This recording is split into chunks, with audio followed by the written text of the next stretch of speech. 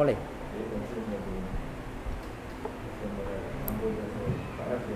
Bismillahirrahmanirrahim. Assalamualaikum warahmatullahi wabarakatuh.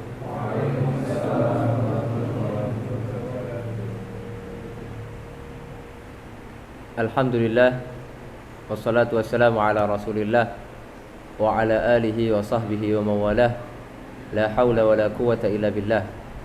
Qala Allah tabaraka wa ta'ala, ya ayyuhalladzina amanu taqullaha wa qulu qawlan sadida yuslih lakum a'malakum wa yaghfir lakum dhunubakum wa man yuti'illaha wa rasulahu faqad faza fawzan 'azima. Alhamdulillah, kita bersyukur kepada Allah pada malam hari ini di rangkaian rihlah kita di Pulau Karimun, Jawa. Kalau kata orang, surganya Pulau Jawa. Masya Allah katanya. Tapi ya alhamdulillah kita menikmati rihlah kali ini ya. Semoga Allah Subhanahu wa taala juga memberikan keberkahan, kita menyenangkan diri kita, menyenangkan anak-anak, keluarga. Insyaallah malam hari ini kita akan sharing saja ya. Sharing nanti mungkin lebih banyak interaktif aja. Ya interaktif aja teman-teman. Sehingga biar suasana diskusi kita hidup. Cuma saya akan fokus beberapa hal gitu ya.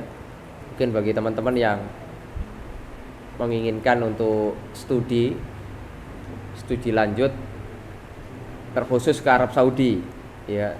Jadi ada beberapa hal kurang.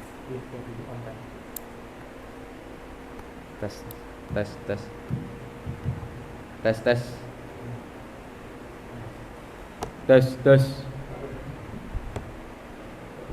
sudah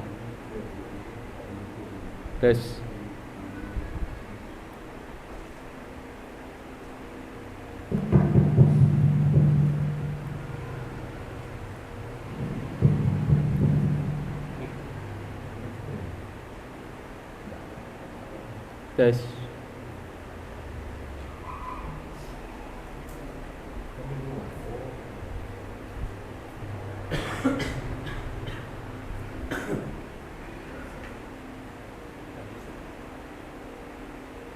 terutama ya berkaitan dengan belajar ke Arab Saudi, karena tidak kita pungkiri kenapa kok harus Arab Saudi, karena tempat untuk saat ini ya, tempat yang paling aman dan nyaman untuk belajar baik ilmu Islam ataupun yang umum itu di Arab Saudi ya.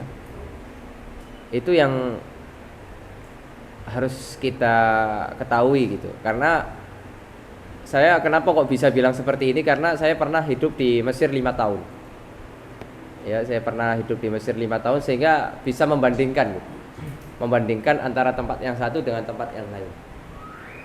Terutama dari sisi keamanan. Dari sisi keamanan di Arab Saudi itu Masya Allah lah. Termasuk kota, terutama di Madinah atau sekitarnya, itu kota yang paling aman di dunia ini.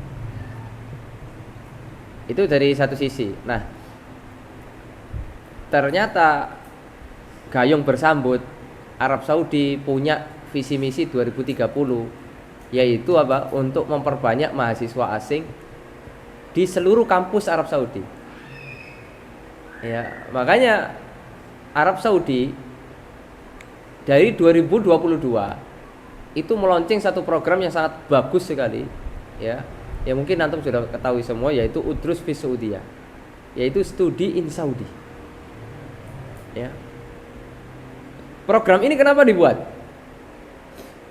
Karena dahulu kalau mau daftar ke kampus-kampus yang ada di Saudi, itu daftarnya itu melalui website kampus pribadi. Ya. Dan orang-orang rata-rata mengetahui Saudi itu hanya 2, 3 sampai 5 universitas saja. Jelas ya, kalau UIM pasti, Ummul Qura, Jamiatul Imam. Tahunya hanya itu toh. Paling King Abdul Aziz atau King Fahad misalnya. Ternyata Arab Saudi punya kampus negeri lebih banyak daripada itu. Dan Arab Saudi itu terdiri dari 13 provinsi. Ya. Makanya judul platformnya itu Udrus fis Saudiyah. Jadi bukan Udrus di Madinah, di Mekah, enggak, tapi fis Saudiyah. Kalau bahasa Jawa nih, pokoknya Saudi. Ya. Wis pokoknya Saudi, mau walaupun di pojok, pokoknya kan Saudi. Ya atau tidak? Itu kalau bahasa gampangannya. Ya. Karena ya itu tadi sebagian kita masih terpetakan bahwasanya belajar itu nanti kalau di Saudi ya Madinah, Saudi ya Mekah, Saudi ya Riyadh. Ternyata enggak begitu. Dan ini akhirnya apa? 2022 ini harus kita sekarang harus ubah mindset lah. Ya sampai sekarang ini. Apalagi yang mungkin sudah daftar udah berapa kali gitu ya. Tapi kalau Allah kok belum tembus, ya berarti kan mindset kita harus diperluas lagi. Ya. Terus strategi apa yang harus kita lakukan? Kalau usia sudah lewat bagaimana gitu ya. Itu insya Allah akan coba nanti kita bedah gitu. Dan kita harus tahu kampus-kampus di Saudi itu banyak sekali. Banyak sekali. Dan itu semuanya beasiswa rata-ratanya. Ya, dan sama gitu loh. Kan kita kenapa sih kok milih Madinah? Kenapa kok kan beasiswa Ustaz? Lah, emang kampus-kampus yang lain enggak beasiswa? Beasiswa juga sama. Bahkan terkadang fasilitas kampus-kampus yang di pojok-pojok itu lebih bagus daripada Jamiah Islamiyah secara fasilitas. Kalau di Jamiah Islamiyah itu satu kamar itu biasanya isinya 4 orang. Ya kalau saya dulu dapatnya 2 orang. Nah kalau di beberapa kampus yang pojok-pojok itu satu kamar 1 orang. Bayangkan di PDW. Ya ada dapurnya lagi. Ya. Jadi Masya Allah gitu, secara fasilitas kemudian secara banyak hal lah, banyak kelebihannya. Nah itu kemudian coba kita harus ketahui gitu. Saya kasih contoh beberapa kampus yang rutin menerima mahasiswa Indonesia tapi masih belum menjadi pilihan utama. Padahal kampus ini rutin hampir tiap tahun dan jumlahnya tidak sedikit, cukup banyak. Ya, dan memang kekurangannya letaknya jauh. Kan kita kan sementara ini masih terpetakan Ustaz maunya dekat Haramain. Biar apa? Ya biar bisa sholat di situ, biar bisa umroh. Emang kalau di pojok-pojok nggak bisa? Ya bisa, walaupun nggak sering gitu. Walaupun nggak sering. Ya. Karena saya sering ketemu ketika itikaf di Mekah itu, rata-rata yang mahasiswa pojok-pojok itu itikaf juga. Kan liburnya sama. Ya kan? Saya sebutkan beberapa kampus itu. Di antaranya yang mahasiswa udah mulai ratusan nih. Ada King Khalid di Abha. Ini Saudi Selatan nih. Saudi Selatan perbatasan Yaman. Ya, jadi bebas milih mau liburan mau ikut perang Yaman atau ke Mekah gitu ya, umroh ya, monggo aja. Kemudian ada Universitas Najron. Ini juga banyak mahasiswa Indonesia di sana. Cuma kan sebagian kita tidak pernah dengar. Di mana itu Ustaz? Padahal ada wujudnya itu. Ya, bukan nggak ada. Terus ya kalau yang agak dekat lah, yang agak dekat dengan Madinah itu ada Universitas Qasim atau Qasim University. Itu 4 jam toh perjalanan tanpa macet. Ya 4 jam. Larinya 140 nyampe 4 jam. Ya. Itu yang sekarang termasuk yang mayoritas mahasiswa Indonesia banyak sekali. Kemudian ada kalau di daerah ibu kota itu ada namanya Perincis Satom University. Tapi itu kalau mau jurusan umum. Ya, Perincis Satom University. Nah, enaknya apa? Kampus-kampus ini tidak memberikan syarat nilai kita harus mumtaz. Bisa kita terima mahasiswa.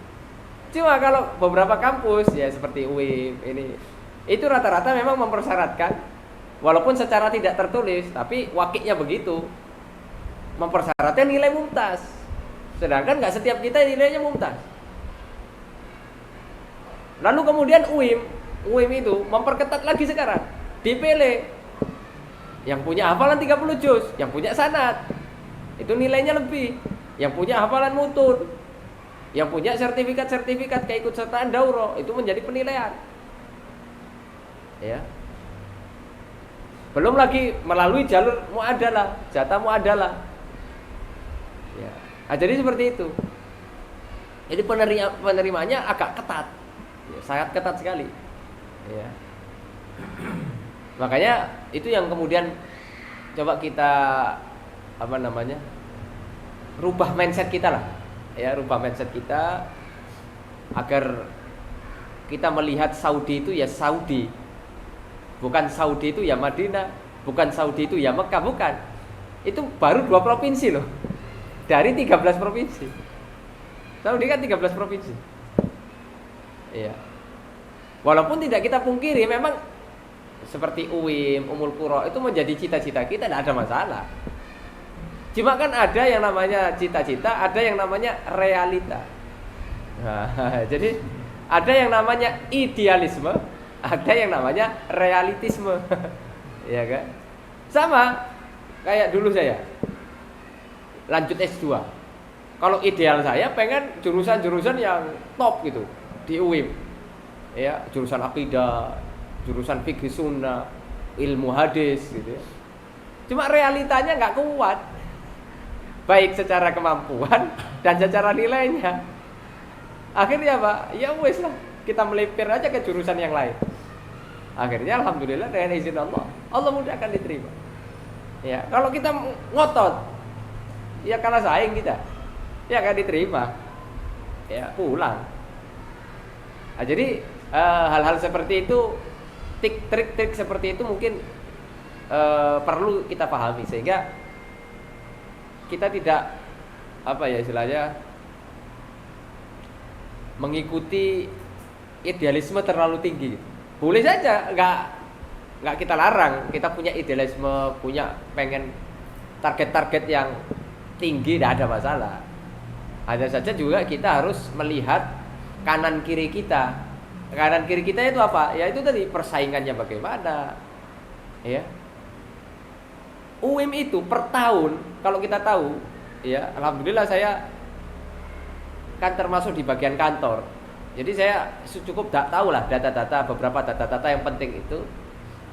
10.000 dari orang Indonesia pendaftar, 10.000 setahun.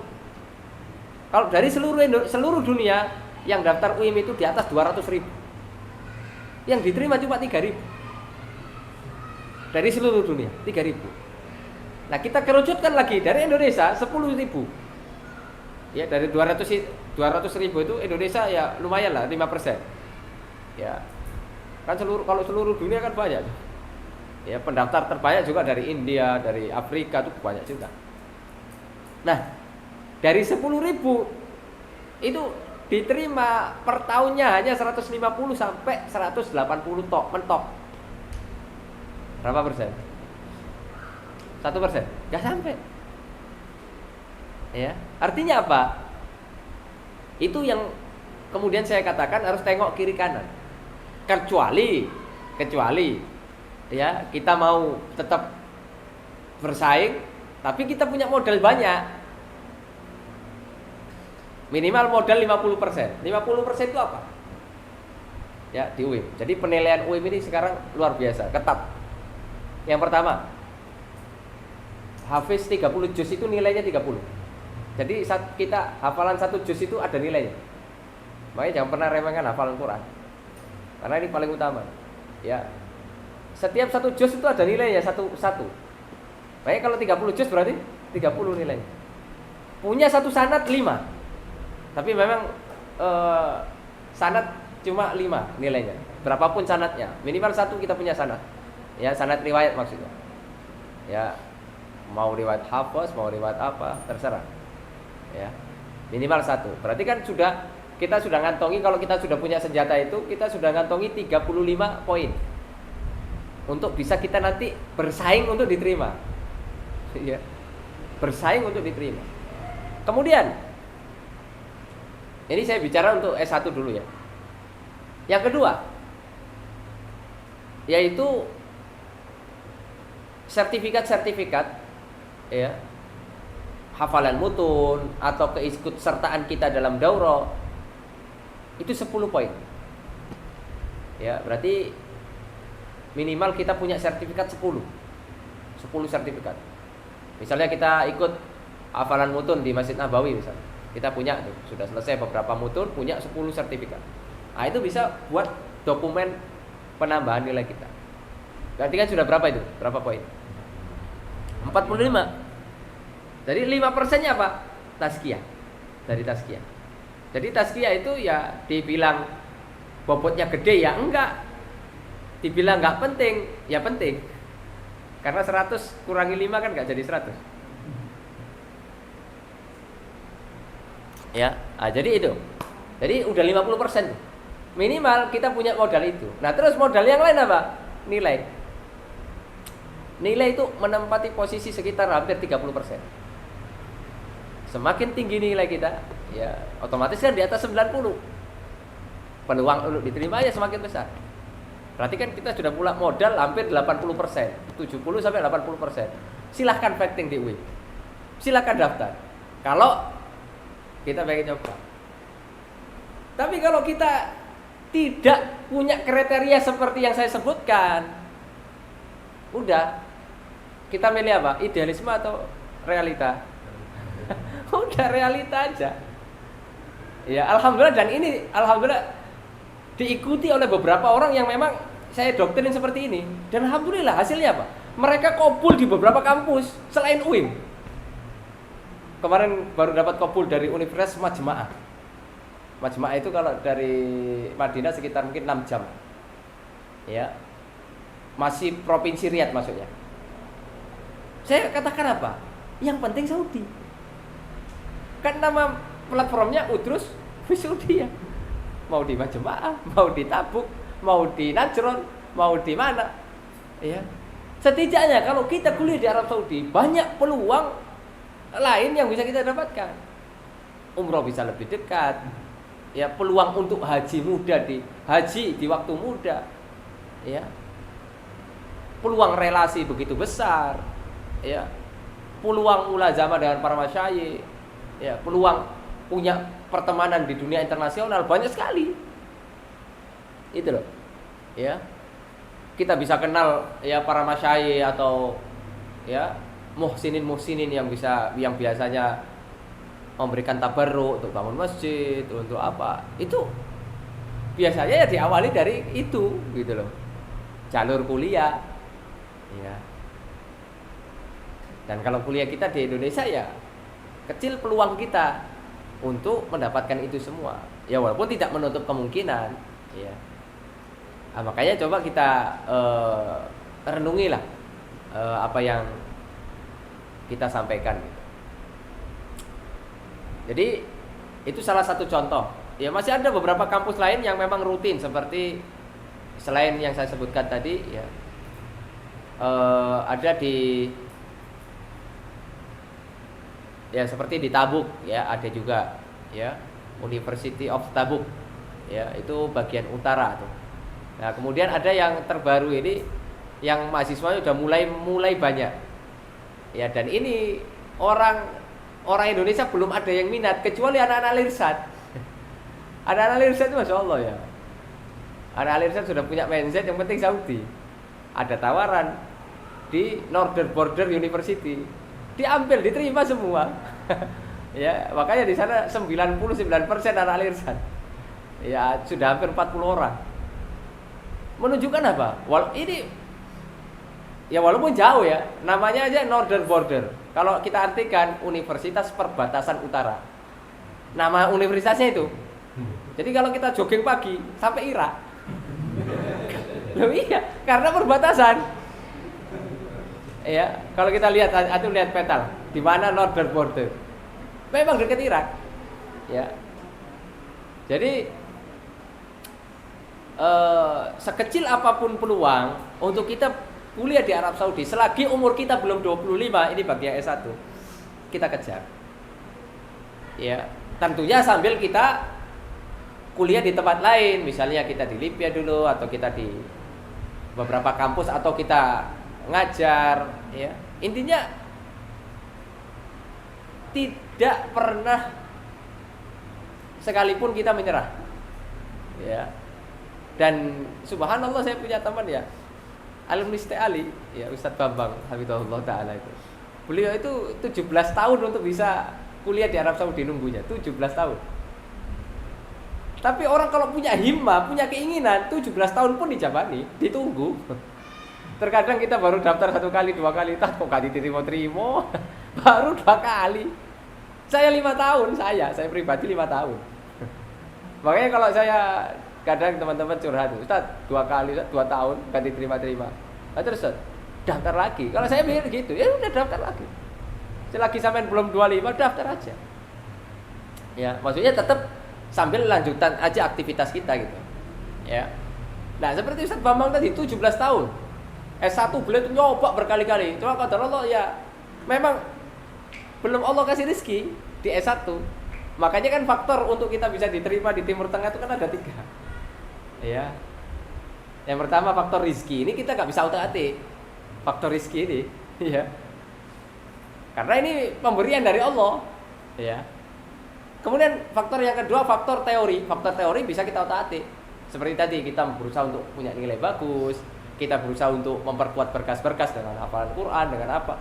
Ini teori ini bisa kita utak-atik lah. Ya. Kemudian yang ketiga, ya, faktor internal. Ya, kalau bahasa kerennya faktor orang dalam. Nah, ini faktor lain lah itulah. Ya. Ya, faktor orang dalam ini kan maknanya banyak. Ada beberapa jalur memang ada gitu. Ya, walaupun tidak 100%. Ya. Jadi itu yang kemudian harus kita pahami. Nah, S1 belum rezeki beliau itu. Kembali lagi ke kisah Ustaz Bambang. Belum rezeki. Akhirnya beliau kuliah di Ali S1. Alhamdulillah lulus, sampai lulus. Walaupun beliau berkali-kali nyoba ya tetap enggak cool gitu. Karena dulu sempat muqabalah sama anak beliau itu. Ya, di UIM tahun 2017. Iya. Jadi ya ketemu, ya, beliau itu posisi mungkin sudah lulus S1 kalau nggak salah di STI. Sepertinya sudah. Karena beliau cuma angkatan-angkatan awal juga itu. Nah, kemudian beliau akhirnya daftar S2 ya juga itu nggak tembus juga. Akhirnya beliau tetap kuliah S2 waktu itu pernah ketahuan di Jogja atau di mana? Ya, UIN Jogja kalau nggak salah. Selesai S2. Akhirnya beliau pulang kampung di Palembang jadi dosen beliau di UIN Raden Patah. Ya, wallah alam udah PNS atau enggak. Yang penting beliau jadi dosen di situ. Tapi beliau tetap nggak nyerah, daftar S3. Barulah di tahun ke-17 ternyata Allah Subhanahu wa taala kabulkan. Benarlah firman Allah, "Man jahada fina lanahdiyannahum subulana." Barang siapa yang bersungguh-sungguh, Allah akan bukakan jalan. Artinya apa? Tidak berhenti loh. Di berapa kali percobaan? Ya berkali-kali, tidak berhenti di 1 kali. Gitu loh. Makanya kalau misalnya kita gagal 1 kali, 2 kali, itu biasa itu. Biasa banget. Ya. Karena kalau kita persentase jarang banget yang keterima Saudi itu sekali daftar langsung keterima. Itu jarang banget. Ya, itu paling kalau kita persenkan itu yang keterima langsung bisa langsung itu mungkin dari sekian ribu orang itu mungkin 3-5% kok.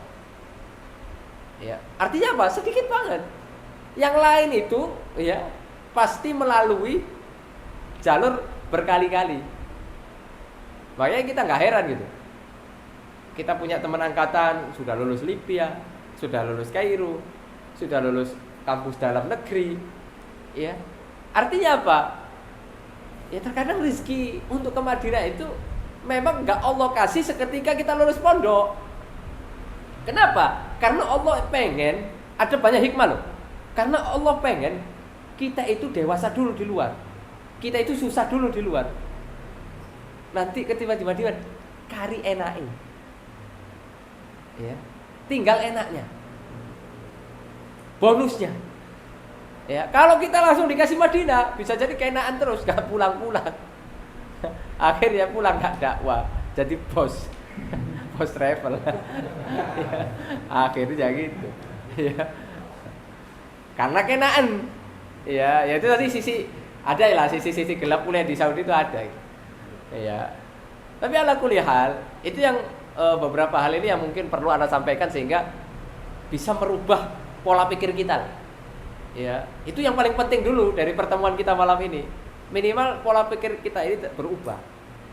Ya, bahwasanya kuliah itu bukan hanya di Madinah, di Mekah, tapi ternyata Saudi itu 13 provinsi gitu. Ya, tinggal kita cari mana provinsi yang ternyata sudah banyak orang Indonesianya.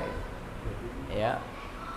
Dan kemudian ada beberapa pemahaman dari masyarakat.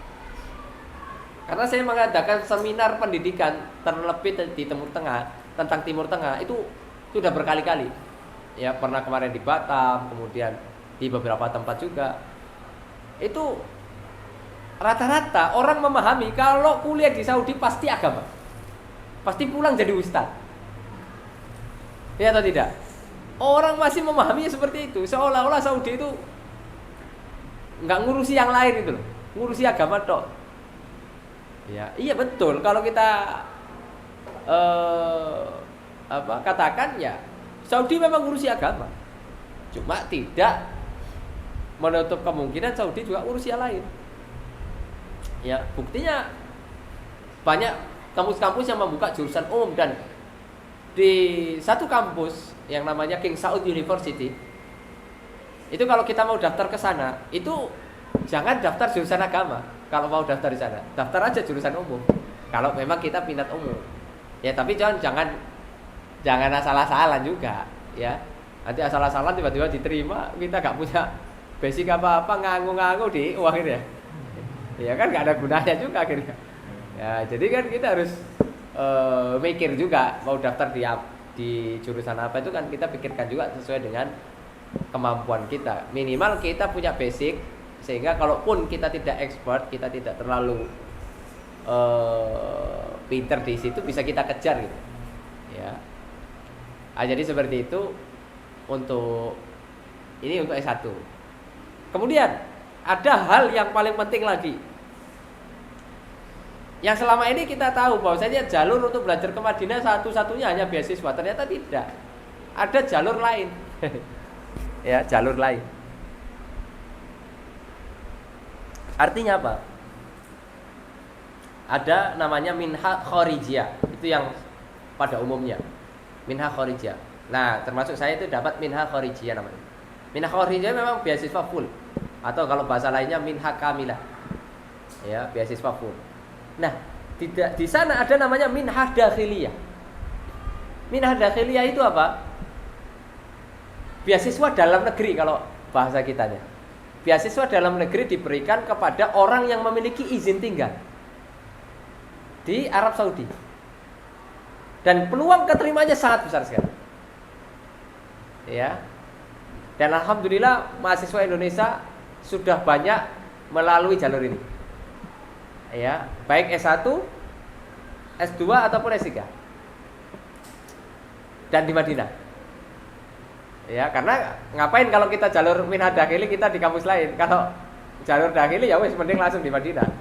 Iya. Mending langsung di UIM aja. Ya. Nah, terus bagaimana jalur ini? Jalur ini kalau saya katakan sering katakan jalur modal awal. Apa jalur modal di awal. Artinya apa ya? Kita nabung dulu. Ya, kalau misalnya orang tua kita mampu, alhamdulillah. Ya, kita biaya anak kita untuk mendapatkan iqomah. Iqomah sekitar kisarannya antara 60 sampai 70 juta. Itu kalau kita mikirnya jangka panjang ya. Menurut saya itu sedikit. Artinya apa? Kita bisa dapat bonus haji loh. Bayar segitu tuh. Tanpa antri loh. Coba antum kalau misalnya Furoda berapa? Haji plus coba. Antri masih 5 tahun. Kalau misalnya kita menghajikan anak kita plus kita kasih berapa uang ke anak kita? Taruhlah 300 juta, 200 lah. Kalau lewat Mas Billy mungkin agak murah. 100 juta. Ya. sambil ditoroki. Jadi taruhlah 200 juta. Ya. Ya mending kita belikan iqamah saja anak kita. Dia dapat bisa belajar, bisa haji. Ya, walaupun tentunya ada sih tambahan-tambahan lain ada. Ya. Cuma kan bukan berarti kemudian kita di sana diem aja, hanya mengandalkan dari orang tua kan enggak. Ya, karena ketika kita punya iqamah itu kita legal kerja, boleh. Artinya bisa kita part time untuk menutup kebutuhan. Sehingga kita enggak nyusahkan orang tua. Misalnya kalau orang tua mengatakan, "Nak, Bapak mampunya juga modal awal." Ya, kalau untuk bulanan enggak mampu, ya wes enggak apa-apa, enggak ada masalah. Ya, tapi kalau orang tua, "Nak, pokoknya sampai beres kamu fokus belajar." Ya alhamdulillah, enggak ada masalah. Ya, biar semuanya kita yang tanggung, bapak yang tanggung, orang tua tanggung, enggak ada masalah. Nah, jalur ini mungkin menjadi peluang kita yang mungkin sudah lama mengidam-idamkan Madinah, tapi kok qadarullah enggak tembus-tembus. Cuma ada kekurangan jalur ini. Yang pertama, kekurangannya enggak bisa langsung lulus SMA karena minimal usianya 21. Ini belum ada kebijakan untuk berubah, belum. Ya. Minimal usia 21. Makanya terkadang saya sering menyarankan jalur ini untuk dipakai untuk jalur S2. Kita udah matang dulu lah. Kita udah matang, mungkin udah punya tabungan atau inilah istilahnya usia kita udah matang, kita udah lulus S1 di dalam negeri misalnya. Ya.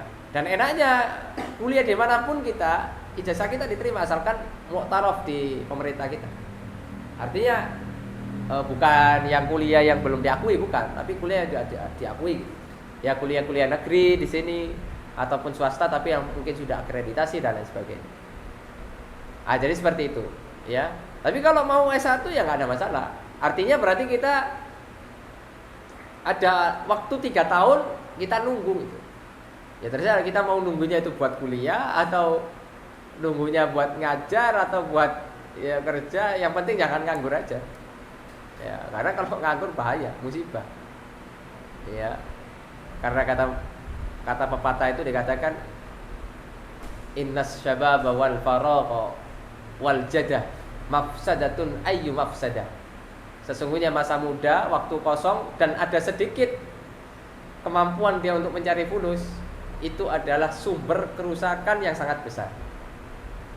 Jadi masa muda, anak muda, waktunya kosong, artinya dia nggak sibuk kerja, nggak sibuk ibadah, menuntut ilmu, ya. Kemudian ada sedikit fulus, pasti larinya kemana? Pasti ke maksiat, pasti itu. Ya, bisa dikatakan 100%. Ya, itu sudah pasti. Itu bukan saya yang katakan ya, pepatah Arab itu. Artinya apa? Dari zaman dulu pun begitu, apalagi zaman kita sekarang. Ya. Itu dari zaman Arab jahiliyah begitu. Ya. Jadi itu kekurangan yang pertama, yaitu apa? Umur, syarat umur. Kekurangan yang kedua ya memang kita tidak bisa mendapatkan beasiswa full, namanya minhah dakhiliyah. Artinya kita hanya gratis kuliah tok. Ya, untuk fasilitas lain kita tidak dapat. Ya. Cuma kan tetap kita bisa kuliah gitu loh. Ya, alhamdulillah yang kemarin sudah berhasil mencoba jalur ini ya, alhamdulillah melalui kita kemarin, yaitu Ustadz Abdurrahman Zahir. Ya, diterima di diploma Ali di Universitas Islam Madinah. Yaitu jenjang di atas S1. Ya. Nah, makanya sekarang udah mulai banyak nih yang mau mengikuti jejak beliau gitu. Ya, karena ya itu tadi ada sedikit modal di awal. Ya. Nah, jadi itu mungkin pengantar dari saya, mungkin nanti selebihnya kita buka ruang diskusi bagi teman-teman mau konsultasi atau yang lainnya, arahan-arahan dan lain sebagainya, monggo ya. Barakallahu fikum. Kita buka ini aja, interaktif. Silakan. Itu Ya, betul.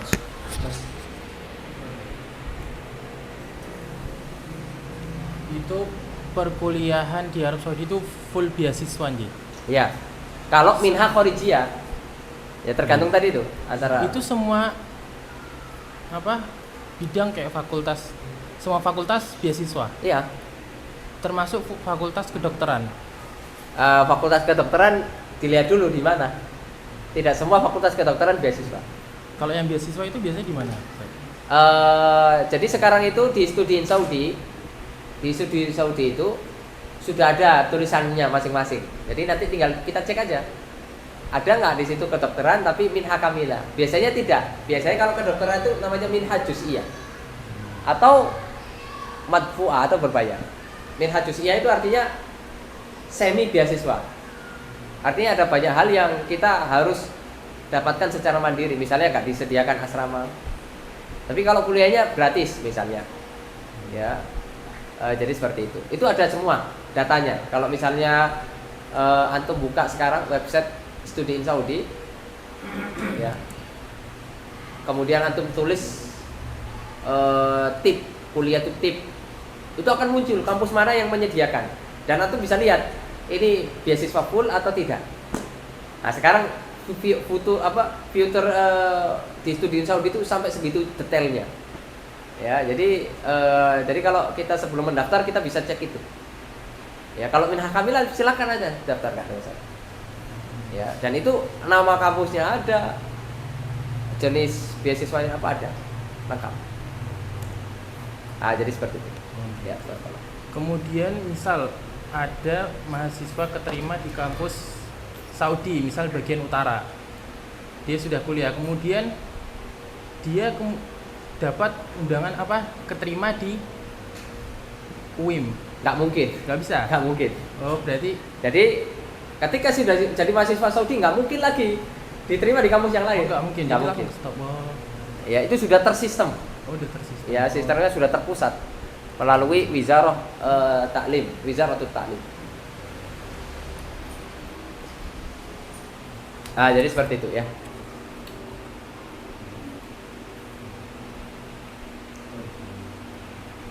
Ada lagi?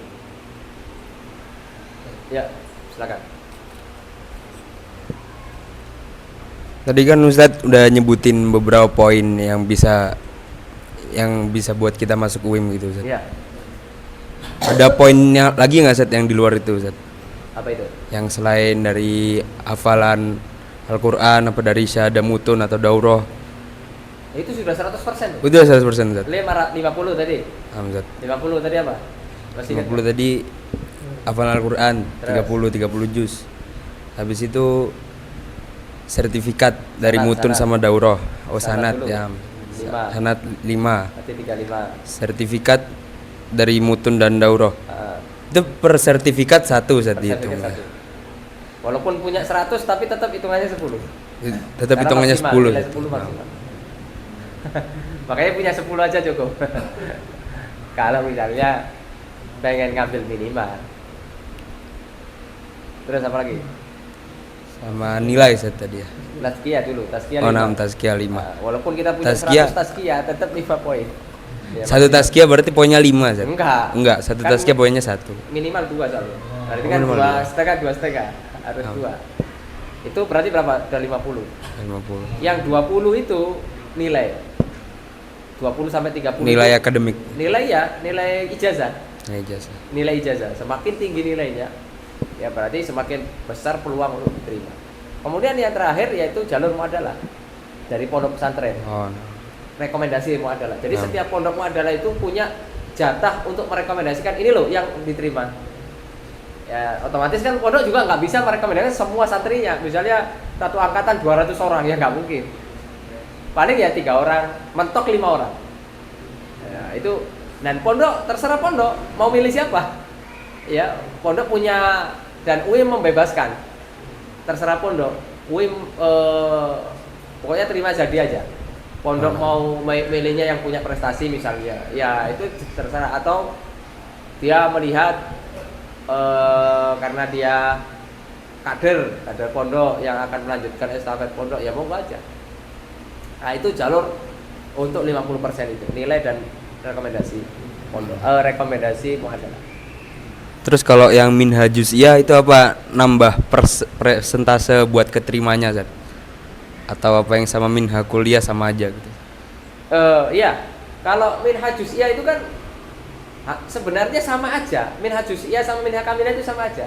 Hanya saja minhaj juz'iyah itu di tulisannya itu tidak dapat layanan kesehatan atau tidak dapat asrama.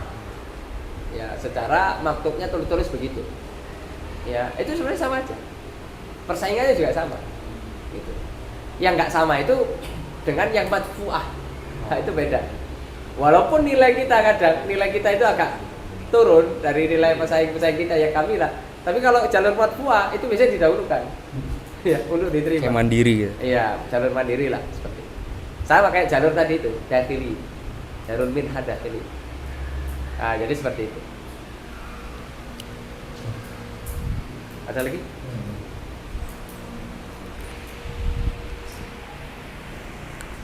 Bismillah. Assalamualaikum Ustaz. Mengenai penyeleksian itu apakah langsung bersyarah fi Jami'ah Madinah atau fi Hukumah Saudiyah? Ya. Ya, jadi proses penyeleksian itu ada dua. Ya. Kita daftarnya di mana? Jadi yang menyeleksi pertama adalah kampusnya. Kampusnya dulu. Tempat kita daftar. Misalnya kita daftar ada 3 atau sampai 10 lah. 3 atau sampai 10 universitas. Ya. Walaupun tidak semua universitas menyeleksi, tergantung pilihan kita. Ya. Kadang universitas itu hanya lewat-lewat gitu aja karena sudah dilihat dari beberapa sisi tidak sesuai kriteria. Misalnya kalau UIM nilainya nggak sesuai itu udah dilewati, nggak mungkin dikoreksi.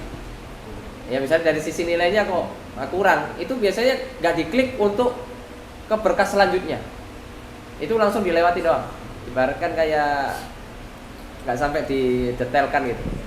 Itu yang pertama. Kemudian nanti ada seleksi berikutnya, ya yaitu seleksi dari wizarah. Ya cuma biasanya wizarah itu penyeleksiannya itu hanya urusan-urusan yang terkait dengan berkas. Ya, misalnya paspornya kurang dari 6 bulan, itu biasanya ada warning. Misalnya namanya salah. Berkaitan ya, karena nanti urusannya dengan penerbitan visa. Karena kalau salah data fatal, itu bisa langsung diilgho, nggak bisa berangkat. Salah nama misalnya. Ya, Acmat jadi Ahmad misalnya begitu. Itu fatal itu. Nah, itu biasanya tugasnya wizarah seperti itu.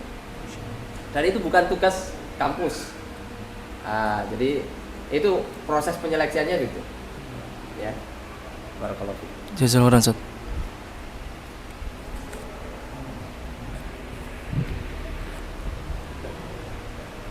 Suaranya yang mana, Mas? Ini. Assalamualaikum Ustaz. Mau tanya Ustaz tentang apa itu? Kadang ada dai-dai yang dari Indonesia itu yang mereka sudah belajar dalam arti bahasa Arabnya lancar, Al-Qur'annya lancar. Terus ada sebagian yang belum belajar apa-apa, tapi malah yang keterima yang itu Ustaz, yang belum belajar apa-apa itu. Ya. Jadi dari nol produl istilahnya. Nah, ya betul, ada. Jadi di UIM itu perlu antum ketahui, UIM itu wajib menerima dari sekolah umum itu 20%. Itu wajib. Ya. Jadi itu peraturan negara. Jadi nggak boleh dari pondok muadalah tok. Nggak boleh. Harus ada dari yang punya logo Garuda. Artinya ijazah umum. Ijazah SMA, SMK, dan saya termasuk yang 20% itu. Yang bodoh mungkin ya. Yang nggak pinter gitu. Ya. Jadi itu peraturan negara harus ada. Ya karena itu sebagai ya kerjasama negara. Dan itu ya otomatis kalau dari SMA kan rata-rata ya kalau dia tidak punya basic ya nol dari nol. Ya bahkan kalau kita lihat dari negara-negara lain, karena saya kan diperbantukan sekarang untuk ngajar di Ma'had Lughah. Ya di I'dad Lughah. Itu yang ngajar nol putul, orang nol putul nggak bisa bahasa Arab. Ya baca Quran nggak bisa, bayangkan. Tapi kuliah di UIM. Iya. Ya rata-rata mereka itu mu'alaf. Ya tapi jarang kalau dari Indonesia jarang. Itu rata-rata mereka dari Amerika, dari Meksiko, dari negara-negara kafir. Kenapa? Karena yang mau daftar UIM aja udah alhamdulillah dari negara kafir. Ya. Berarti kan punya itikat baik. Ya. Walaupun kita tidak tahu, bisa jadi juga orientalis gitu. Ya, tapi kan UIM ya tidak sesuuzon itu gitu. Ya alhamdulillah, masya Allah. Akhirnya mereka lulus. Bahkan saya punya teman itu dari Meksiko, teman saya satu kelas. Dari Meksiko, namanya Aksisa. Beliau bisa lulus S1 itu 8 tahun. Karena beliau nol potul, dari nol potul. Tapi beliau nggak menyerah. Beliau itu kalau nggak salah satu angkatan itu dari Meksiko itu sekitar 3 atau 5 orang. Semuanya mereteli kecuali beliau. Dan beliau kalau di kelas itu, ya mohon maaf, ya orang yang rankingnya paling bawah lah. Cuma kalau datang dubes Meksiko, dia yang nemeni. Jadi orang yang paling penting dia. Karena nggak ada lagi. Lihat, terkadang kita di kelas jadi orang paling rendah, ya istilahnya dari sisi nilai, tapi ternyata kita berguna di masyarakat, gitu. Ya, maksudnya kita berguna karena memang kita satu-satunya, kita nggak ada lain. Ya, dan masya Allah perjuangan beliau ketika kuliah itu luar biasa. Di antara hadiah terindah ketika beliau lulus apa? Selama 8 tahun beliau selalu mendakwai ibunya agar masuk Islam. Dan ketika beliau mau lulus, beliau mendapatkan kabar gembira ibunya mau masuk Islam. Ketika beliau cerita itu, kita sekelas nangis, dosen pun nangis. Ya, dan kisah itu pernah saya tulis di Facebook. Ya, itu menunjukkan bahwasanya UI menerima itu, menerima. Ya, makanya saya katakan tadi kriteria nilai itu tidak bisa tertulis, itu nggak bisa. Karena ada negara-negara yang memang tidak butuh dari nilai itu. Karena orang udah daftar aja, udah mending itu. Misalnya yang daftar dari Taiwan, itu satu negara yang daftar UIM 1 orang, 2 orang keterima. Oh 1 orang kok. Iya. Kemarin itu ada maba datang dari Jepang. Saya punya murid Jepang banyak. Ya, sebanyak-banyaknya murid saya di Jepang.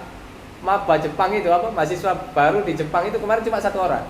Dan total mahasiswa Jepang yang kuliah di UIM cuma 7 orang. Jadi 3L, lo lagi. Ya, itu aja orang-orangnya. Ketika kita tanya berapa yang daftar UIM, ya bisa dihitung jari gitu loh. Rata-rata ya kalau nggak adiknya, sepupunya orang-orang itu. Karena mendapatkan info dari orang yang sudah keterima. Itu kalau negara-negara minoritas begitu. Makanya UIM tidak meletakkan kriteria nilai itu secara tertulis karena tidak bisa diterapkan di semua negara. Diterapkan di negara-negara Islam saja yang memang persaingannya ketat, termasuk di Indonesia. Nah, jadi seperti itu. Itu pun ya itu tadi.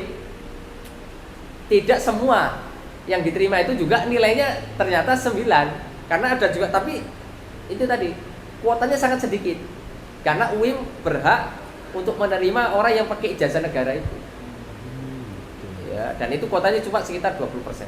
Artinya kalau misalnya yang diterima 200 berarti 20% dong. 40 orang.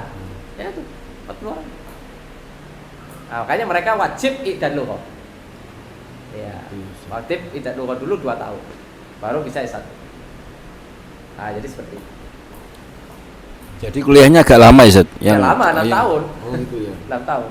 Kalau kita agak bodoh ya 8 tahun. Ya. Orang kan nggak bisa-bisa, cuma kan harus nggak boleh menyerah. Kayak teman saya itu sisar sekarang masya Allah pulang berdakwah dia. Ya udah jadi ustadz besar di negaranya dia.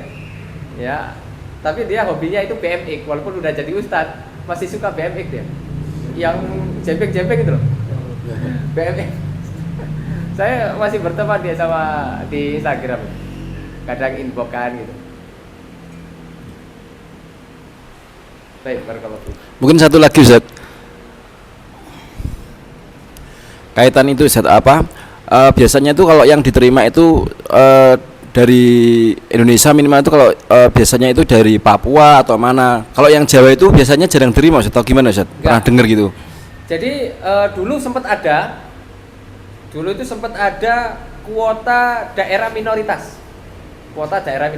Cuma kan itu bukan apa ya, bukan hukum asal penerimaan, tidak. Hukum asal penerimaannya itu tadi sesuai kriteria. Tapi kalau ada, kita bisa ngajukan. Kalau ada dari tempat minoritas, misalnya dari, dan saya rutin termasuk yang ngirim biasanya pengajuan dari minoritas, karena saya kan keliling Indonesia, saya mengetahui beberapa tempat itu yang memang di situ minoritas. Seperti kemarin saya bawa mahasiswa dari Minahasa, Manado, tahu Manado nggak? Minoritas atau mayoritas? Minoritas. Aduh, kalau lewat Manado nggak ada masjid di sepanjang jalan, jauh, jaraknya jauh. Saya pernah ke sana. Alhamdulillah ada yang diterima. Alhamdulillah ada yang diterima. Itu salah satu contoh. Cuma kan ya itu tadi tidak menjadi kriteria penerimaan secara umum, tidak. Tapi kalau kriteria masuk dan dia minoritas itu biasanya didahulukan. Itu pun kadang orang mengetahuinya ya dari pengajuan biasanya. Pihak kantor tuh biasanya ya saya biasanya ngajuin 1 orang 2 orang untuk yang dari minoritas itu yang saya kenal. Atau misalnya ustadz-ustadznya titip, ustadz ini titip coba bisa nggak kalau diajukan. Ya saya ajukan, tapi ya kalau tembus alhamdulillah. Kalau mungkin dipertimbangkan lain ternyata kriterianya belum masuk, ya masya Allah nggak bisa diterima. Makanya kadang kita ngajukan 3 yang diterima 1, yang diterima 2. Jadi seperti itu. Jazakumullah Ustaz. Ya.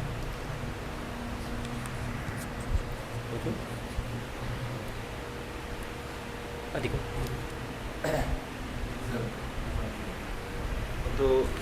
Untuk iqomah itu kan harus 21 tahun. Oke.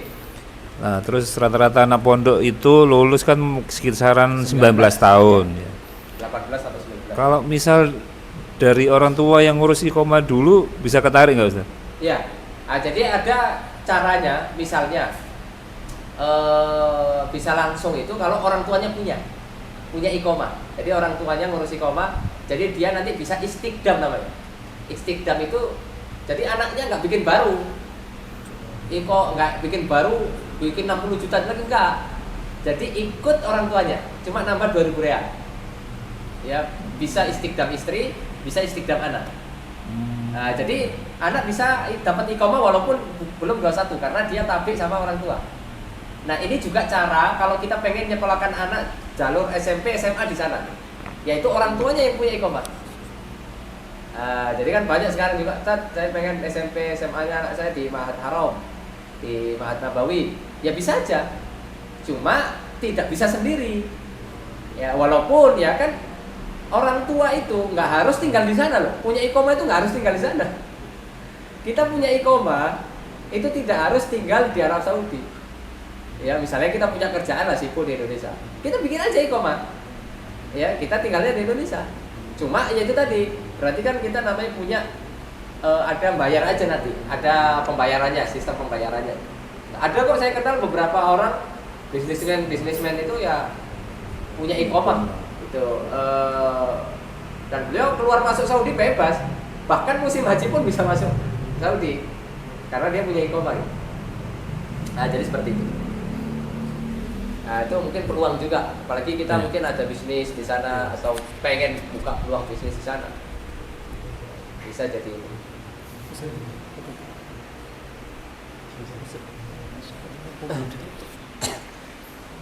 Ustaz, mungkin bisa dijelaskan sedikit tentang peluang S2 Ustaz, karena kita sudah lulus S1 di Indo, mungkin peluangnya seperti apa Ustaz untuk S2? Barakallahu fiik. Untuk S2 jalur minhah Khorijiyah. Ini kalau mohon maaf ya, kalau peluang untuk di UIM ini saya sudah nyerah. Jalur minhah Khorijiyah. Soalnya sudah dari 5 tahun yang lalu belum ada yang good. Ya, ini ya kalau di UIM. Tapi kalau di kampus lain, makanya saya sering bilang, kalau mau minhah Khorijiyah S2 jangan daftarnya di UIM, jangan. Tapi di kampus-kampus yang lain yang sudah menerima. Seperti yang paling banyak sekarang menerima S2 jalur minhah Khorijiyah itu Qasim University. Makanya coba kita fokus aja di sana. Qasim atau King Khalid Abha itu menerima itu. Ya. Atau King Abdul Aziz ya. King Abdul Aziz juga menerima itu. Kemarin ya Thaibah, itu Thaibah mulai menerima. Kalau kita pengen yang di Madinah, Thaibah itu mulai menerima untuk itu. Jadi jangan berpatokan hanya dengan UI. Karena yang saya sebutkan tadi itu sudah ada contohnya, rutin. Kayak Qasim itu sudah rutin. Ya, misalnya ada sekitar 10 ya S2 S3 yang diterima, kan lumayan. Nah, kemudian jurusan. Nah, jurusan ini kita harus pintar-pintar. Jangan kita daftar untuk S2 ya, minha khorijiyah misalnya. Kita pengen ngejar peluang minha khorijiyah, artinya beasiswa full. Untuk S2 jangan ngejar di jurusan-jurusan yang banyak pesaing, jangan. Di Arab Saudi jurusan yang paling jarang diminati padahal penting di Indonesia adalah jurusan tarbiyah. Nah, makanya coba kita masuki aja jurusan itu, apapun itu, misalnya psikologi pendidikan, itu masih sedikit sekali peminatnya karena memang sulit gitu. Kita kalau kuliah psikologi pendidikan itu kita kayak belajar dari nol karena banyak istilah baru, apalagi istilah bahasa Inggris yang diarabkan. Ya karena psikologi kan mau nggak mau kita juga harus ngambil dari barat gitu. Ya walaupun tentunya di-compare dengan dalil-dalil Islam, ya itu yang saya tahu. Atau misalnya tentang Durukut Tadris kan, atau Idarah Tarbawiyah, manajemen pendidikan, itu banyak. Atau usul tarbiyah, ya, atau takniyatut taklim, teknologi pendidikan. Pokoknya yang berkaitan lah dengan tarbiyah itu mungkin peluang, ya. Atau jurusan-jurusan kalau kita punya basic, jurusan-jurusan yang berkaitan dengan linguistik itu jarang juga peminatnya dari luar. Misalnya lughawiyat. Tapi kan gitu ya harus jago juga ya, nahwunya harus, sarafnya gitu. Kalau tarbiyah kan nggak harus ya. Nah, tapi kalau itu atau jurusan yang agak ruwet. Apa jurusan agak ruwet? Tarik. Ya. Tarik. Ah itu ruwet ya. Ngapal nama orang. Ngapal tanggalan. Nah, itu jurusan-jurusan orang yang jarang peminatnya gitu. Nah, jadi itu mungkin coba kita ambil peluang-peluang itu di pemilihan jurusannya, ya. Selain juga karena IPK kita ya harus bagus lah, ya harus mumtaz minimal. Ya. Nah, jadi seperti itu untuk peluang-peluang. Barakallahu.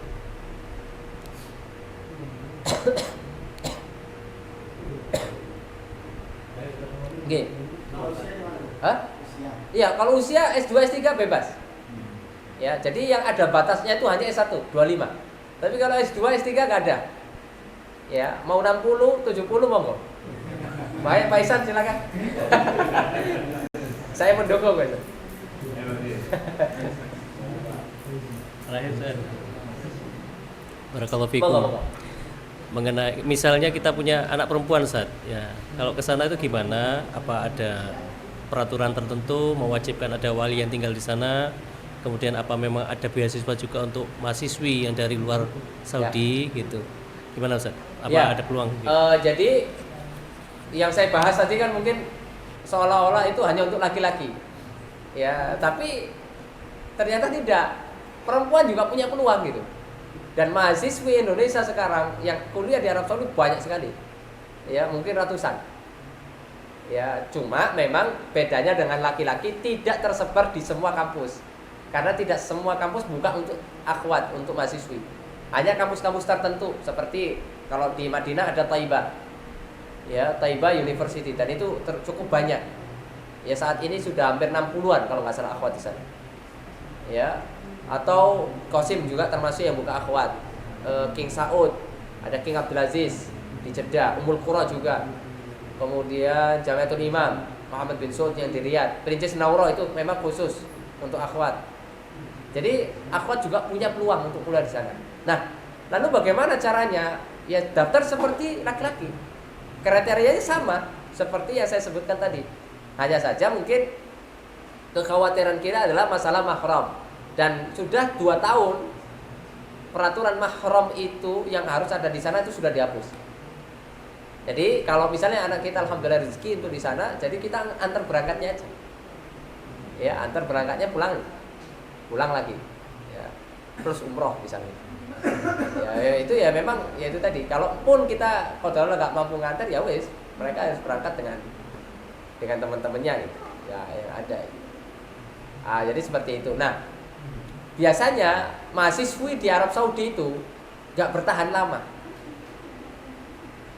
Artinya apa? Nggak bertahan lama untuk kita mahromi orang tua, karena pasti sudah ada yang berebut untuk memahromi.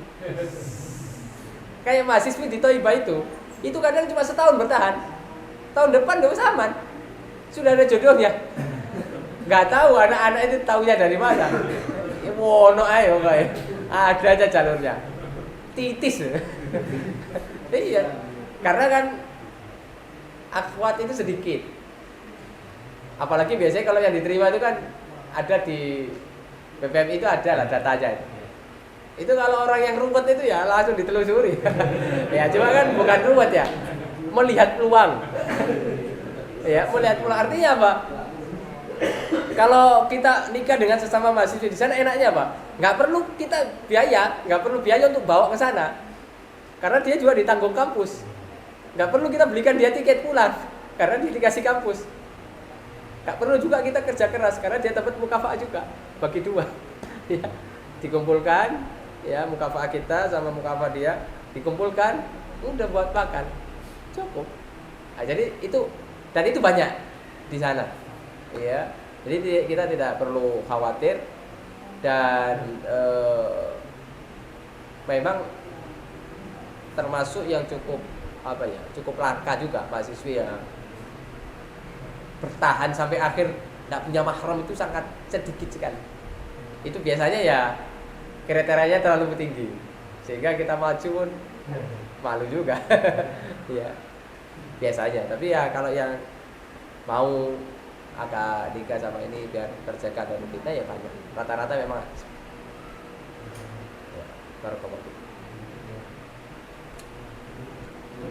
Silakan lanjut.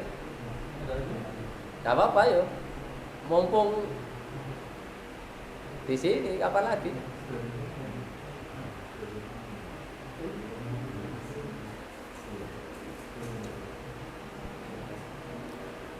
Oh, ini pertanyaannya pasti aneh. Nah iya, insyaallah. Tapi Ustaz, ini di luar tema Mas Ustaz, masyaallah. Hati-hati Mas, seperti yang gue. Kalau di Masjidil Haram Ustaz, ya di sekitaran Masjidil Haram kan pahalanya masjid-masjid kita sholat di sana 100.000 gitu Ustaz ya. Kalau di Masjid Nabawi Ustaz, di sekitarannya itu di masjid-masjid di sebelah sana pahalanya gimana Ustaz? Apakah sama 1.000 atau bagaimana Ustaz? Oh gitu. Oh iya. Kalau di Masjidil Haram pahalanya kan 100.000 di tanah haram. Apakah sama dengan di Nabawi? Ternyata tidak. Ya kalau di Nabawi hanya dibatasi di masjid saja. Ya di masjid saja. Ya hanya di masjid saja. Pager. Kecuali softnya nyambung sampai kiblaten ya dapat. Ya, misalnya softnya nyambung sampai kiblaten. Tapi kan ternyata enggak nyambung. Wallahu a'lam.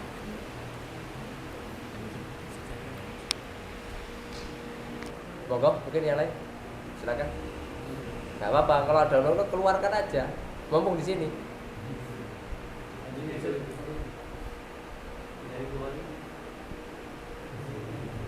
Di sini ada Bukhari ada berapa orang? Berapa orang? Nah Bukhari itu sempat bermasalah di UIN itu. Makanya tuh ini. Ya. Cuma alhamdulillah ya kemarin Ustaz Anas sudah datang. Sudah berusaha untuk memperbaiki lagi kuota Bukhari. Jadi kemarin itu Bukhari termasuk Mahat Bukhari itu termasuk yang paling banyak mahasiswanya di UIN, masuk 5 besar lah. Cuma sekitar 2 tahun terakhir ya kuota Bukhari itu drastis ya. Ya saya kurang tahu sebab pastinya, cuma yang saya tahu itu kurangnya komunikasi mungkin.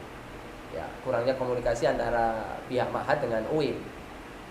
Ya, kurangnya sowan, kurangnya kunjungan lah. Ya, ternyata alhamdulillah kemarin Ustadz Anas selaku mudir Ma'had Ali Imam Bukhari ya dan menantu dari pengasuh atau pembina Ustadz Ahmad Faiz datang kemarin ke kantor. Alhamdulillah beliau membicarakan banyak hal termasuk kuota untuk alumni Imam Bukhari semoga dipulihkan lagi gitu. Ya, itu kemarin ya. Dan tahun lalu itu dari Bukhari cuma 1 orang yang diterima. Dari sekian banyak orang itu cuma 1 orang, itu si Abdurrahman itu. Kenal ya Abdurrahman? Abdurrahman. Pokoknya orang Bogor. Kalau nggak salah. Abdul. Anaknya Ustaz Bakti. Ya. Abdul. Ya, Abdurrahman kan namanya?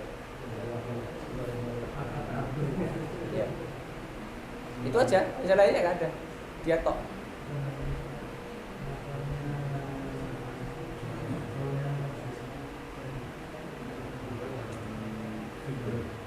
Baik, barakallahu fiik.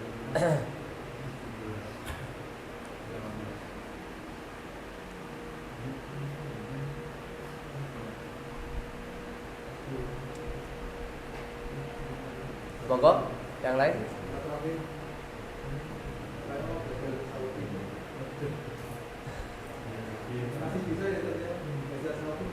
Loh ya bisa, apa Ihsan aja masih bisa? Syaratnya apa aja?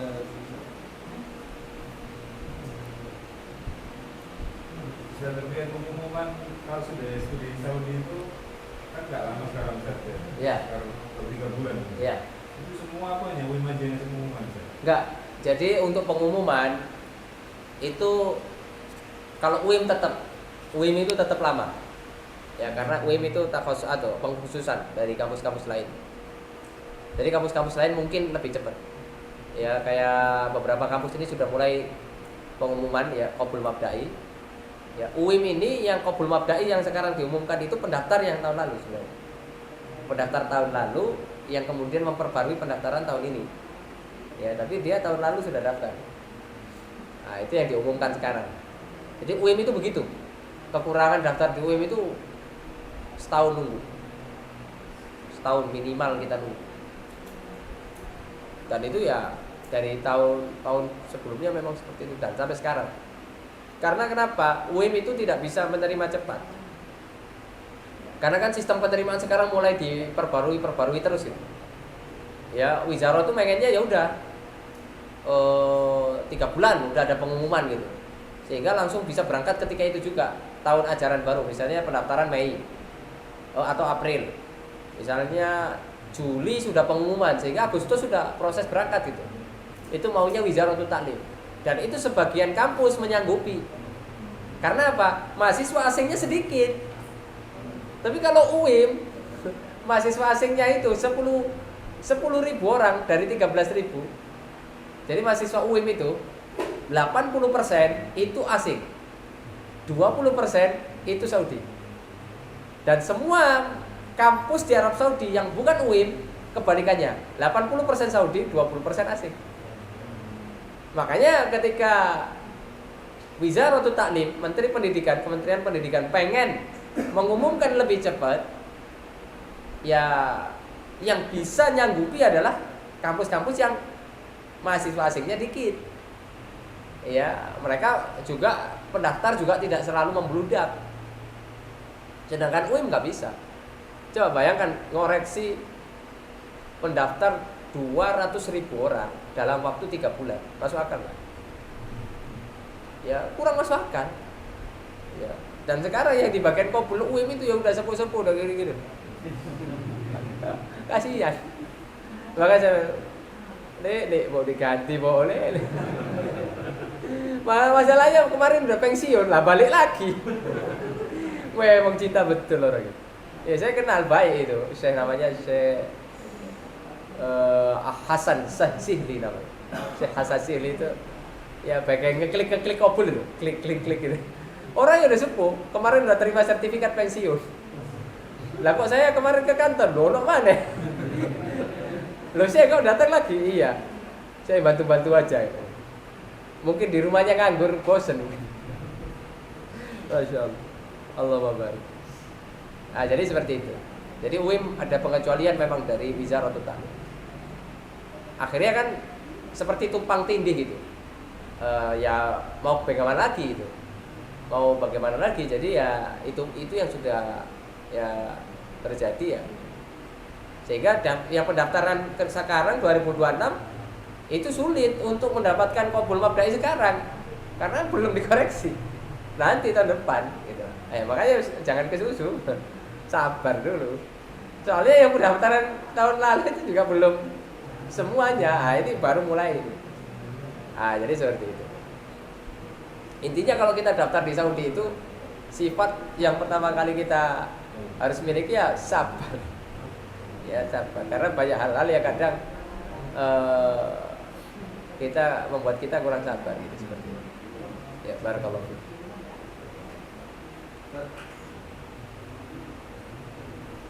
Monggo.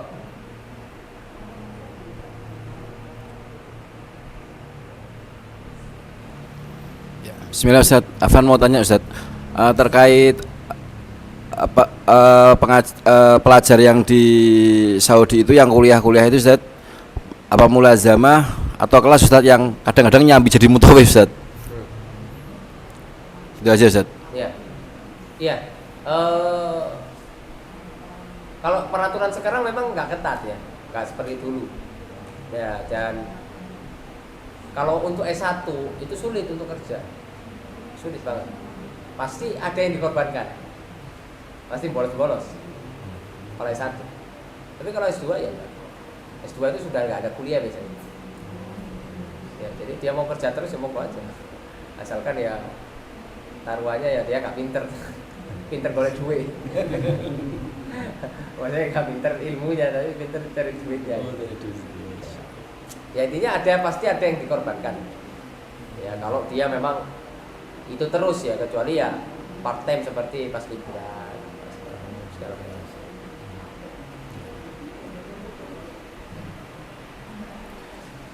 Ustaz, terkait tadi yang ketika orang tua punya iqomah begitu Ustaz, anaknya kan tabi ngikut gitu Ustaz. Iya. Lah anak ini bisa belajar di Jamiah Islamiyah mendaftar di sana atau hanya di Mahat Haram Ustaz? Loh, di mana aja? Di bisa. seluruh kampus Saudi bisa. Oh. Iya, bukan hanya di Masharah aja. Iya, iya. Mau di UIM, mau di Ummul Qura. Iya. Ya. Dan dia bisa sekolah SMP, SMA juga di negeri. Oh. Ya, yang penting negeri ya. Misalnya kalau di Madinah dia bisa sekolah campur yang orang-orang Saudi semua. Iya. Bisa. Peluangnya gimana Ustaz? Seumpama nih kita mau bawa anak mungkin yang mau masuk SMP atau SMA gitu, peluang untuk diterimanya masuk ke sekolah-sekolah negerinya sana termasuk ya, peluangnya diterima. Peluang diterima. Masya Allah, besar ya berarti ya. Sangat besar. Ya hanya saja ada beberapa persyaratan yang mungkin agak sulit. Itu biasanya di Arab Saudi itu sekolah-sekolah itu mewajibkan vaksin sampai 7 kali. Itu berat memang kadang. Cuma ya kalau kita pengen anak kita ini ya suntik aja nggak apa-apa. Atas sampai 7 kali untuk bisa masuk SD gitu. Itu vaksinnya harus lengkap. Jadi mulai bayi vaksin sampai 7. Ya kadang kan agak kita kasihan juga kadang. Cuma itu aja sih persyaratan yang paling sulit itu menurut saya itu aja vaksin itu.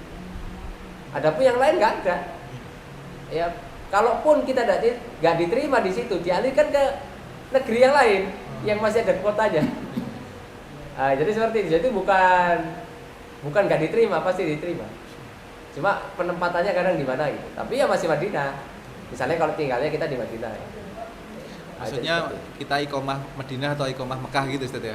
Ya tergantung kitanya tinggalnya di mana. Gitu. Misalnya kita walaupun iqomah Mekah tapi tinggal di Madinah, kita pengen anak kita sekolah di Madinah nggak ada masalah. Boleh Ustaz ya? Boleh. Termasuk di dalamnya nanti bisa daftar haji ya Ustaz ya? Ya jelas. Ya. 5 tahun sekali. Itu berarti daftar travel di Saudi Ustaz ya? Travel di Saudi. Ya dan murah. Kemarin paling murah sekitar 8.000 real. Kalau waktu tahun 2024 saya waktu itu 5.000 real paling murah haji. 20-an juta. 20 juta. Tanpa antri, langsung mangkat. 30 juta. Nah itu menunjukkan bahwasanya jalan menuju haji dengan cara-cara seperti itu bisa gitu. Ya dengan cara belajar, cara cepat untuk kita bisa haji itu dengan belajar itu. Dan nikmat loh, haji di usia muda itu nikmat banget. Ya kenapa? Karena ya tidak mau menutup tidak memungkiri bahwasanya haji itu adalah ibadah fisik. Dan biasanya ya beda lah antara fisik yang masih muda dengan yang sudah sakit. Maksudnya banyak hal yang bisa kita lakukan dan kita tidak terlalu capek banget. Tidak se-effort orang tua kita mungkin yang sudah 60, 70. Nah, seperti itu. Ya berarti tadi gini Zat, walaupun sama orang tuanya ini inamal a'malu biniatnya itu kan tidak belajar tapi anaknya yang belajar. Iya nggak apa-apa, ya? nggak ada masalah. Ya, dia menjadi wasilah, orang belajar itu sudah dapat pahala. Ayo. Jadi terkadang kita ini ya mikir kan, kita mau belajar otak kita terbatas. Maksudnya otak kita pikirannya lebih banyak. Ya.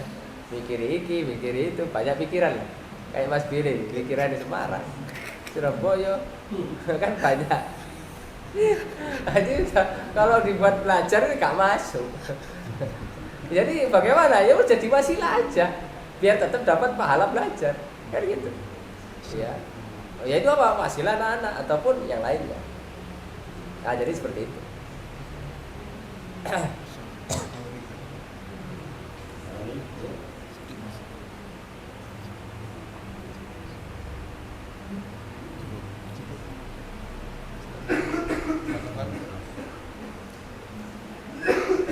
Gimana? Cukup? Nanti kita ini lagi ya, ngobrol-ngobrol lagi. Ya intinya itu ya yang saya mau sampaikan gitu. Intinya ternyata belajar ke Saudi itu peluangnya banyak gitu loh. Maksudnya bukan satu jalur, kemudian ada banyak hal yang perlu kita lakukan ya. Ternyata tidak sesimpel itu gitu ya. Minimal kita sudah berusaha. Kalaupun kita nggak dapat S1, kejar S2. Kalaupun nggak kejar S2, kejar S3. Ya seperti teman saya tadi terkembang. Itu contoh real ya, yang di lapangan yang sampai saat ini masih kuliah belajar S3. Kalau nggak dapat S1, S2, S3, kejar jadi dosen di sana.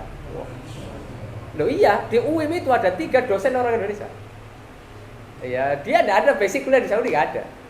Kuliahnya lokal, tapi karena dia punya kemampuan, ya punya publikasi, pinter, dan masya Allah, ketika saya tanya gimana bandingannya mas, jadi dosen di Indonesia atau di Saudi, lo jauh.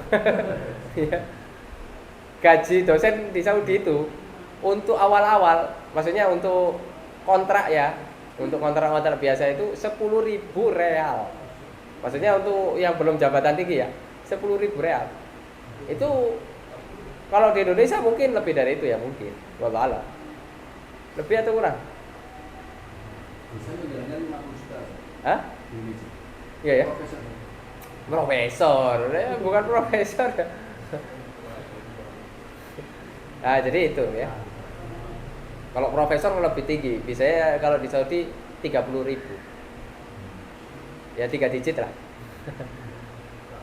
Makanya ya nggak mau pulang.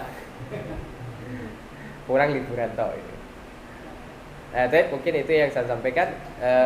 Semoga teman-teman tetap semangat ya, tetap lakukan aktivitas seperti biasa yang ada di depan mata kita, aktivitas-aktivitas positif, sambil kemudian tetap kita mengikhtiarkan, mengusahakan secara maksimal untuk bisa kuliah, mengejar cita-cita kita di Arab Saudi. Jangan pernah berhenti gitu. Kadang kita udah wes males start gitu. Kalau kita punya cita-cita, udah kejar terus. Ya, toh daftar itu gratis atau tidak? Gratis. Ya nggak bayar. Kita luangkan waktu aja. Kita luangkan waktu untuk ngurus bekas. Kita luangkan waktu. Sebagaimana kita meluangkan waktu untuk yang lain. Ini kita meluangkan waktu untuk masa depan, masa kita nggak mau gitu loh. Ya, padahal itu tidak butuh waktu yang lama. Hanya duduk berapa menit, daftar, ngurus berkas paling berapa, biaya juga tidak seberapa kita keluarkan. Ya paling ya terjemah paspor, SKCK yang baru ya, surat kesehatan, paling ya gak sampai 200.000, 300.000 lah. Ya tidak sebanyak uang jajan kita gitu loh. Nah itu coba hal-hal mungkin itu remeh, tapi ternyata hal-hal yang sering kita remehkan itu ternyata menjadi sebab berubahnya masa depan kita gitu. Ya, menjadi masa depan yang lebih cerah. Ya, barakallahu fikum. Mungkin itu yang bisa saya sampaikan. Semoga sedikit ini bermanfaat, ya minimal merubah pola pikir kita tentang Arab Saudi, tentang kuliah di Arab Saudi. Semoga kita lebih semangat lagi. Ya, semoga Allah SWT berikan keberkahan. Ya, semoga nanti kita bisa berjumpa nanti di Arab Saudi. Ya. Barakallahu fikum. Kurang lebih yang mohon maaf. Subhanakallah wa bihamdika asyhadu an la ilaha illa anta astaghfiruka wa atubu ilaik. Wassalamualaikum warahmatullahi wabarakatuh.